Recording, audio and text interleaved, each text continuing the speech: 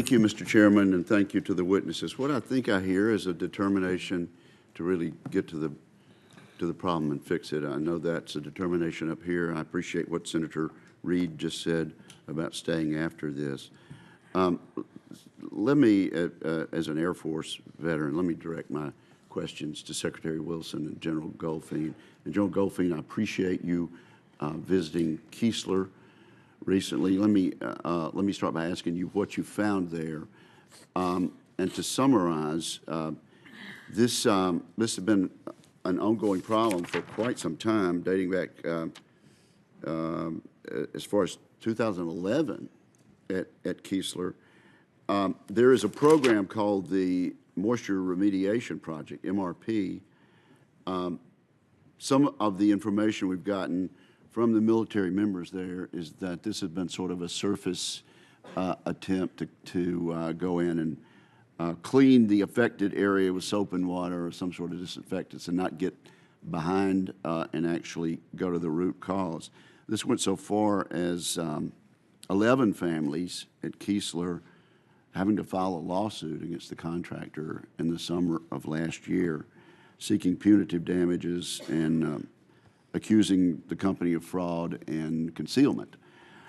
So it's a serious problem that's been there for a long time. So let me ask you this: in addition to telling us, General Goldfein, what you found, to what extent are military members required now to live in base housing? When I was a young officer, I had the option. I could go off base, get my basic allowance and rent or buy off base. So to what extent is it more or less a requirement to live in this housing now? Is this a problem inherent in the way we do privatized housing construction now, or is this can this happen either way we do it? And so if you would talk about those things, and then I might let Secretary Wilson follow up. Thanks. Thanks, Senator. You know, when I went down there, I looked at the remediation program, the mold remediation program that they're doing, and dug into the issues that they're looking at. What I found there, so I'm going to be 60 years old this year, and I've lived in military family housing now for 50 years. I grew up in it. I raised my children in it.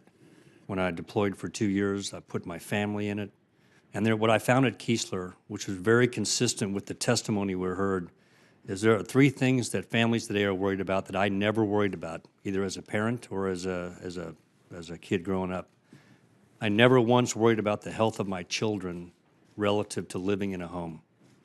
And we now have families that have testified, and I saw that at Keesler, they're worried about the health of their children. The second thing I never worried about, living on base is the ultimate gated community experience. It's the one place where your kids can play until dark. I never worried for my kids about the safety and security of the infrastructure in the neighborhood.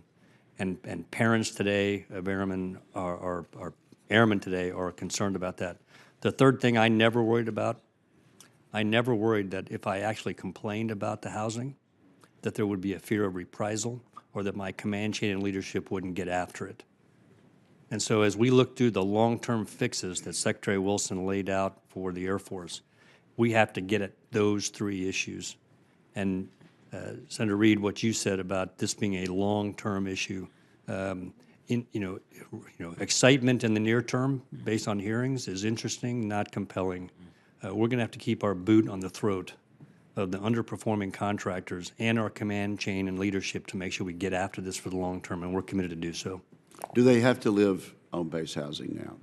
No, sir. As a matter of fact, there's a waterfall approach that we take. It's somewhat unique to the individual installation, but they have the choice to live on or off base.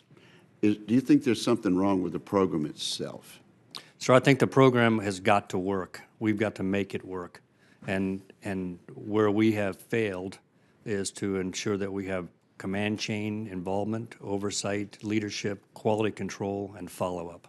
And what did you find with regard to this moisture remediation project, MRP, with regard to the accusations that they're just treating the surface and not getting back in there and finding the problem.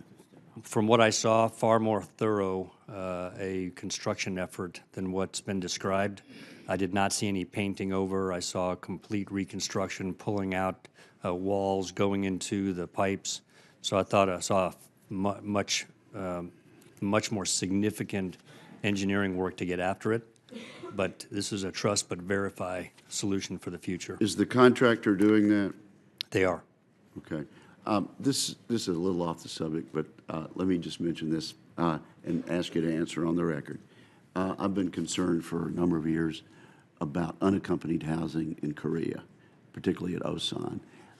And so if you could get back to me on the record about how many of our enlisted airmen at Osan are now having to live in barracks that are not yet remodernized and remediated. If you could get back to me on the record about that, I would appreciate it. It's been something I've been asking about for years and years, so thank you very much. Yes, sir.